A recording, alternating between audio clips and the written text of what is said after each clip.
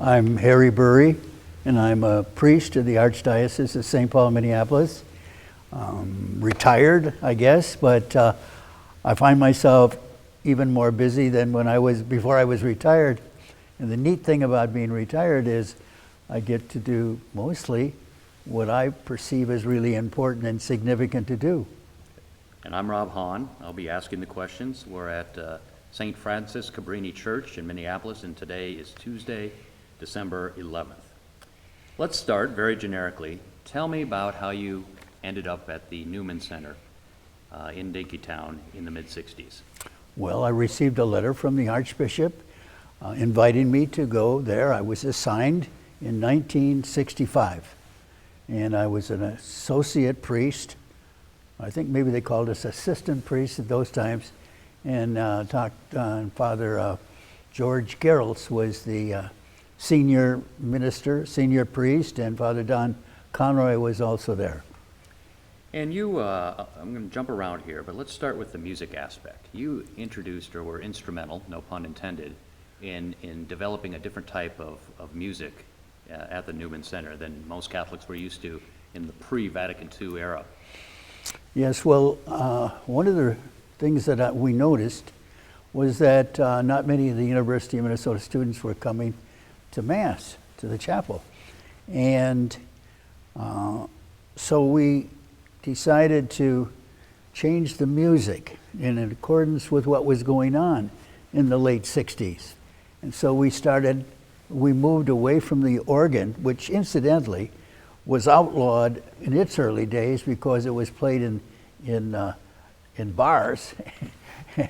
And so now we introduced the guitars and the piano and drums, and that was sort of looked down on because that also is used in bars. But the bounce, the energy of the music began to draw students, and we went from 4 masses on a weekend to 5 o'clock on Saturday, midnight on Saturday night, so people could go out on a date and then end up going to Mass before they went off to bed. 9 o'clock on Sunday morning, 10 o'clock, 11:30 upstairs and down, and 7:30 at night. So we had at least 7 masses every Sunday, and sometimes more. How's the audio? Is it picking? Fine. Okay, not picking up the rubbing on the pants at all? No. Okay, good. And the people really were attracted to the music, which was in some ways not sacred. It was not so much music that had to do with the vertical, between God and me, but between all of us, the horizontal. So so-called secular music, like I get by with a little help from my friends, and that kind of music really drew the students, but also helped them to see that Catholicism is really a community. People are brought to union with God through the community, and not so much just God and me. There was one individual in particular, Cyril Paul, Yes. who was a big part of the new type of music. What was he like? Oh, he was such a marvelous, marvelous fellow, very friendly, outgoing, marvelous smile. He played the bongo drums, and he was from the Caribbean and went through St. John's University education. And he was the one that really turned it around. It was his spirit that made all the difference. And after he left, the students followed in his example. So he really paved the way for the rest of us. And then there was the connection you had with John Denver. Oh yes, John. John was kind enough to, through Bill Carlson and Nancy Nelson, they suggested they'd have John over for dinner at one of their houses, and I was about $5,000 in debt for bringing people to the Paris peace talks.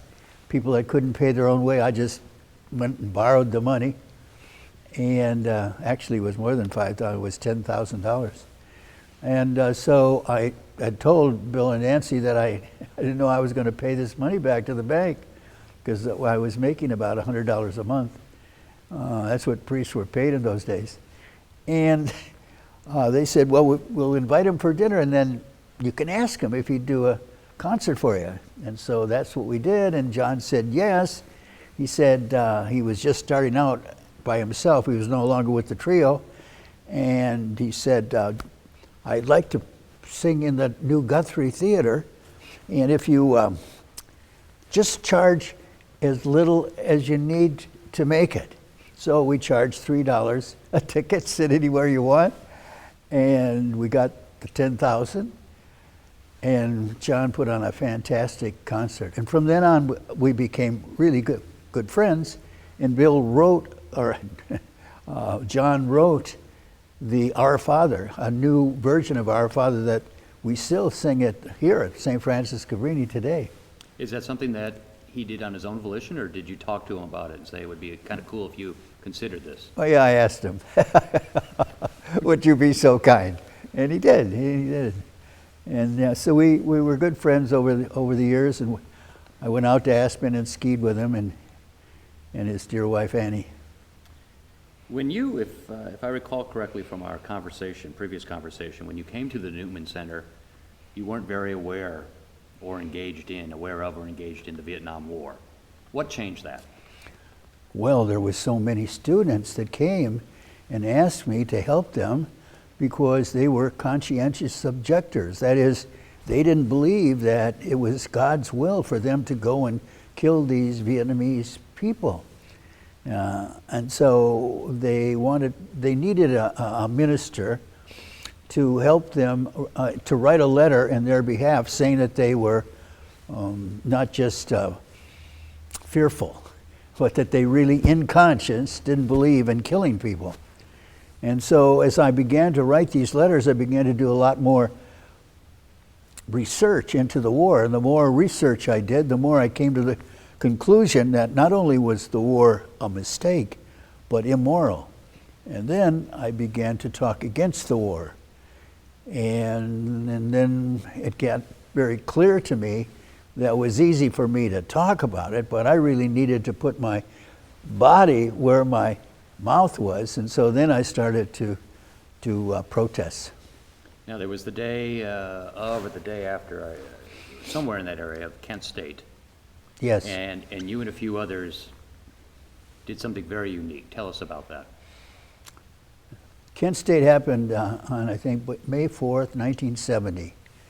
And 4 students were shot, killed on the campus of Kent State. And then universities all over the country, the students there went on strike, and they just refused to go to class. At the University of Minnesota, it was the same thing. So many of the Catholic students came to the Newman Center. And we began to do some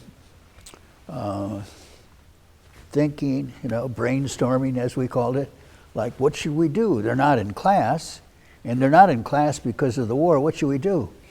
And they decided that there was a protest against the ROTC building on campus where students were trained to go into the Army, the service. And the police were there and the protesters, and so we came up with the idea of wearing white armbands and going and standing between the students and the police so that there wouldn't be any violence. So that's what we began to do. And then as we met and continued the brainstorming, we came up with the idea that the students would go out and knock on doors and ask people how they felt about the Vietnam War. And then in the evening they came back and reported that most people were against it. So we thought, well, what can we do? And then a French professor suggested that she would go, at the university, suggested she would go to Paris and ask the Vietnamese who were in the peace talks what would they like. And she came back and reported that they would like it if we could find 20 or 30 people who were not well-known anti-war activists, but ordinary people who thought the war was immoral. And so we started looking for people to do that. And we found about 10 who could pay their own way, and about 10 who could pay some, and about 10 who, more or less, who couldn't pay anything, like some people from the Native Americans, for example. They didn't have any money, but we really would like someone from the Sioux tribe or the Chippewa tribe or somebody like that be in our delegation. So we had these 30 people, and we didn't have enough money, so that's when I went and borrowed the $10,000. And so we all went to Paris and spoke with the Vietnamese and came up with a booklet that we wrote on how to get out of the war. Going back to the Kent State Day protest, what were your feelings walking in between the students and the police? Was there any sense of fear, dread, or did you just feel that this was the right thing to do and you were going to do it? That's such a good question, Rob.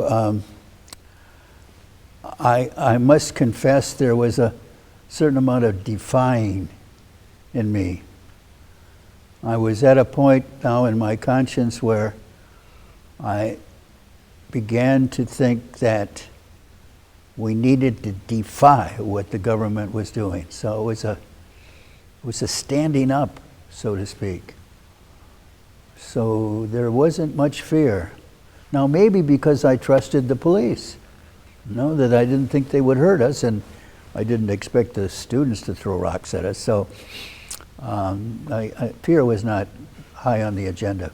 And approximately how many people were with you as part of that group? Over a dozen. And how long were you there? Periodically throughout the day, as long as the police and the students were there, we were there. Let's talk about the mood of Dinkytown in the time that you were there, 65 through 70. It's been called, I think, from late 50s, early 70s, the intellectual capital of the Midwest. What was it about Dinkytown that made it so unique, in your opinion? Well, it was, first of all, a place where students went to shop and to eat off campus and to discuss the major issues of the day. So it drew, and it was the bookstore that really drew people. It was kind of like the center. People loved to go to the bookstore and discuss issues there. But there also were a couple, there was a film, a movie theater, and they showed a lot of brilliant films from outside the country, and therefore films that were at least considered anti-war, pro-peace. So it was an area where people were able to talk to strangers, where one didn't have to be afraid that in just talking to somebody you didn't know, people would be suspect. Sometimes people nowadays in a lot of places, if one is overly friendly, people think there's something that you want or that you're trying to get away from them or something. But there was never that spirit. It was always a spirit of oh, is it ever nice to know some new person? So it was very friendly in that way. And that was very similar to Berkeley. Berkeley was that way too. I remember riding my bike all over Berkeley as I did in Dinkytown, and nobody honked at you. Not me, huh? They wouldn't honk at bike riders. And if you drove your car and a car before you, in front of you, stopped to talk to somebody they knew, persons would just wait. They wouldn't honk, and they could finish their conversation and then drive on. So it was a sort of an atmosphere of people were not so much in a hurry, that being in the present, in the now, was powerful. It was rich, and that's what was worthwhile. You can always do something else later, but now is what's important. And Dinkytown was like that. In addition to the Vietnam, there was the Civil Rights Movement as well. Yes. How did the two coexist, and what did you see in terms of diversity in Dinkytown, civil rights actions, protests, things along those lines? Unfortunately, there were still not a lot of people of color at the university. So, in Dinkytown, we didn't see many either. There were some students on campus, but not enough so that they had any kind of collective power, which was too bad. And I wasn't aware of it enough. The Civil Rights Act had just been passed, and it hadn't really developed and it hadn't grown at the university. So we had few people of color that came to Mass, Catholics. So it didn't seem to be a big issue in our work for social justice. There was one black individual known as the Walker. Do you remember him? Phil Holland, I think. He would walk around in a suit and tie and dispense different points of advice. Yes. I never got to know him, but of course I heard about him a lot. Yeah, but I never met him personally. Okay. Let's talk about some other individuals and your relationship with them through the Newman Center in Dinkytown. Senator Eugene McCarthy. Well, Senator Eugene McCarthy was a friend of George Gerald's, the fellow that was the head of the Newman Center. And so periodically he would show up in the evening, like about 9:30 or so. And we kept a bottle of Jack Daniels for him because that's what he liked to drink. So he'd have a drink, and his co-worker, Jerry, forget his last name now, but he would come with him. So the two of them would show up, and we would talk politics till almost midnight. And it was in our upper room, wonderful little table that we sat around, had a drink, and enjoyed learning about politics and getting Senator McCarthy's views on things.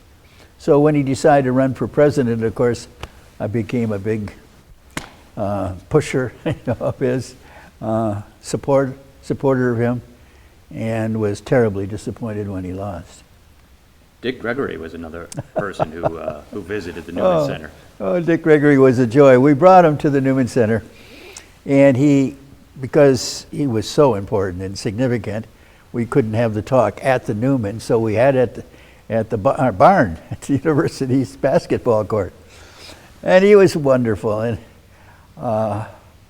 he told one joke that was both realistic and also made us all laugh. He said, when I arrived here in Minneapolis, I mean, they couldn't have treated me any better. They picked me up in a limousine and they took me to the best hotel, and everybody waited on me and treated me like I was a vice president or something.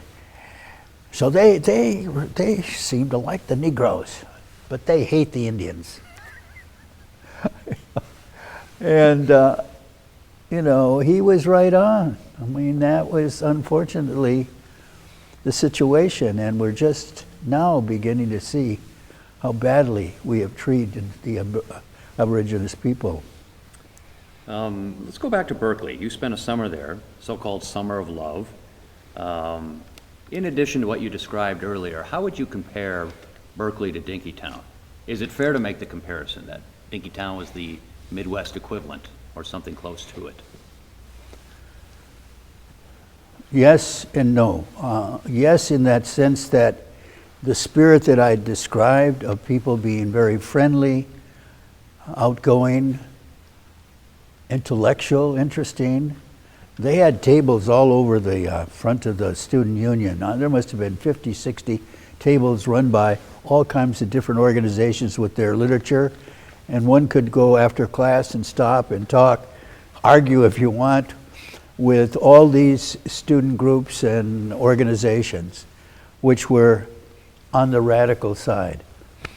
And that was fantastic. And that spirit was also to be found in Dinkytown, but it was not as large. I mean, Berkeley is a huge place, and the university is, the two universities are at that time were pretty close. But the free speech movement Berkeley was known for, and that hadn't quite happened yet at the University of Minnesota, so it seemed a little bit more free. If I recall, you came into contact, maybe even became friends with Joan Baez while you were there. Yes. And what's she like? Well, she was an inspiration to me. I went to her Institute for the Study of Nonviolence in Carmel Valley, and she ran this institute in which she trained people in nonviolence, and not her so much, but her staff. But I remember the weekend that I was there to be trained, to learn more, at the time that I was studying in Berkeley, she gave a concert on Friday night, which I attended, and was the first concert I'd ever been at, outside concert with young people, and I was blown away by the way they would be throwing frisbees at the concert, and at the same time her voice and her message was struck me deep into my heart. And then the next day, and going to the meeting, she was there, and it's inevitable that she and I would get into a, well, not an argument, but at least questionable. And she was coming down pretty hard on hippies. And I tried to say that maybe hippies are the future of our country in one way, because they were really coming down on this idea that you needed to get to work at 8 o'clock in the morning and work until the work was done, and living with watches and time being the most precious thing in the world and that sort of thing. And the hippies were not believing in all that kind of thing. They were sort of living in the now and appreciating the precious. So they didn't wear watches, and the women didn't shave their legs, and they didn't wear shorts but long dresses, and so there was this difference, and they didn't think that work was the most important thing, and for Americans that's really important. So that upset a lot of people. So I was saying maybe that's the future, that we're going to come to a time when there won't be enough jobs for everybody. And so we need to think about other things that we might do that make life meaningful. Well, Joan agreed that maybe in the future that'd be okay. But right now, we need these hippies to be active in stopping this bloomin' war. And so I had to agree with that. Let's go back to Dinkytown, then we can wrap up quickly. As you look back on your, about 5.5 years there, how did Dinkytown most impact you during that time?